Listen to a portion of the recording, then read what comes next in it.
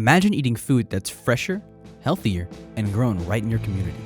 The Farm to Table movement connects local farms to your plate, supporting sustainability and healthier living. How did this movement start? Back in the 1940s, fast foods rose in popularity, tearing people away from local farms.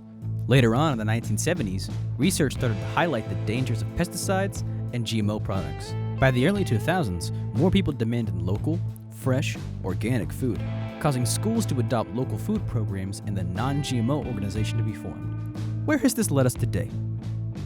We interviewed Charles Dorsey, co-owner and farmer at Dorsey Ranch, telling us his connection with the Farm to Table movement and importance of fresh, healthy meat. Well, the Farm to Table movement, I would probably say that started in 2019, whenever we first got the idea, because when I met my wife, me and my wife got married, and she was living in Austin, Texas at the time.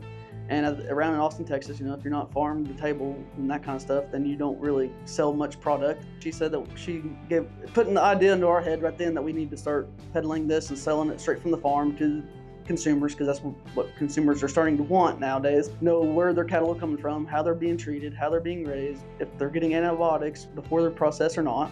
So that's kind of what put the whole idea into the ranch's mind. The seasonality does have a factor into what we do, because before Thanksgiving and Christmas, a lot of people are saving their money back. But during the grilling seasons, our biggest seller is probably Memorial Day weekend. Sales can be affected by many things. We got more insight from Danny Morrison, culinary instructor at Northeast Tech Prop, on how transportation affects him, his views on farm to table, and what fresh means to him as both a consumer and instructor. So the most important thing to me is obviously safety. I feed a lot of people, so I want to make sure that the food that I'm feeding, the people that I'm feeding, is safe. So I like to go and look at the farm, see what kind of procedures they do, see what kind of conditions they have in place. Also check their animals. A lot of the farms, they want you to see their farms. They want you to show you what they're doing, how they're doing it, and they want you to see the animals actually before they slaughter them, or they want you to see where they grow the food as well. So that's my favorite part about local farms and local butcheries, is that I can put that on the menu. I can say, hey, I've got this from D-Bar Beef. I've got this food from, there's a company that we were working with just a few weeks ago where we had their pork. And I like to put that on there. The person who raised that pork and butchered it and put it in the packages was there having the pork dinner with us. So that's my favorite part, is being able to show off where it comes from, because a lot of people don't know where their food comes from.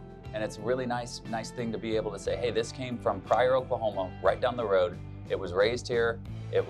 We know it was taken care of. I went and inspected it and saw that they were doing everything right. And it yields a better quality, a better taste, all of that. So the dedication to sustainable, local sourcing reminds us of the power of community and connection through food. Here's a future where every meal reflects the journey from farm to table.